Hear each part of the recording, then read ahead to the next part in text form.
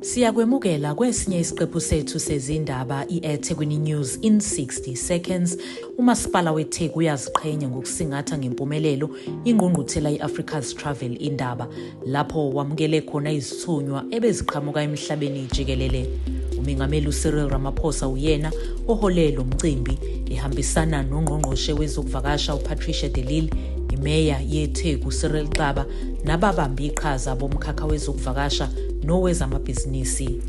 Ungalinge uphuthelwe i-Articulate Africa engomhla ka-18 kuya ku-20 May 2026 eDurban Exhibition Centre. Lo mbukiso wezobuciko nezincwadi uzobe ugabe ngemisebenzi yobuciko, amasiko futhi kuzobe xoxwa izindaba ezizokushiya ubheme wakholwa. Bekuyinhlokomo yodwa emgwaqweni yeTheku ngesikhathi kunomviliyelo weqembu iDurban City FC lapho laba ompetha bendebe yeNedbank bebekhombisa khona ngesicoco sabo.